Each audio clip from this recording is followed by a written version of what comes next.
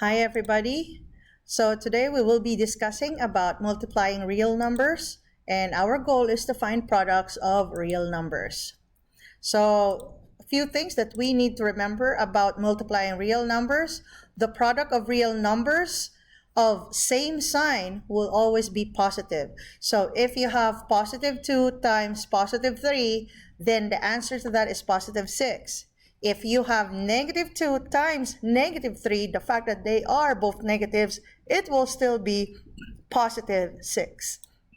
Now, the moment you multiply numbers that are of different signs, then they will have a negative product.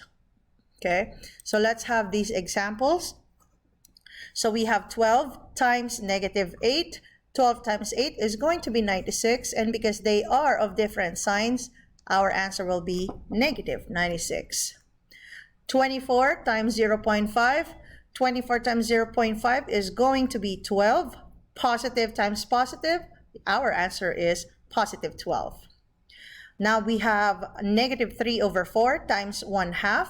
Remember, when multiplying fractions, you multiply the numerator and you multiply the denominator. So in this case, this will be 3 times 1, which is 3, over 4 times 2, which is 8. Now, what is the sign of our product? Because we are multiplying a negative and a positive number, then this will be a negative 3 over 8. Last example, we have negative 3 squared. Now remember, when we have an exponent, it is simply the same as negative 3 multiplied to itself. So that would be negative 3 times negative 3.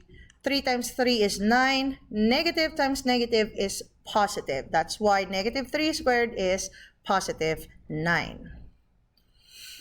Now let's try out simplifying this following expression. So we have negative of square root of 25. Now we have encountered square roots before.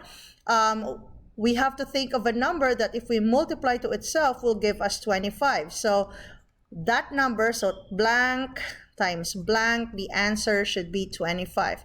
And we know that number to be multiplied to itself is going to be 5. Therefore, the square root of 25 is going to be 5. But as you can see, we have a negative symbol in the front, and so the negative square root of 25 is going to be negative 5. All right. Our next example, we have the square root of 4 over 49, and we have a plus or minus sign in the front. So this is a positive or negative. So we have to give two values for the square root of this number. So let's think of a number that if you multiply to itself will become 4. That's going to be 2. Do we have any number that if you multiply to itself will give you 49? That's going to be 7. So the square root of 4 over 49 is going to be 2 over 7. 1 is positive, and the other answer will also be negative 2 over 7.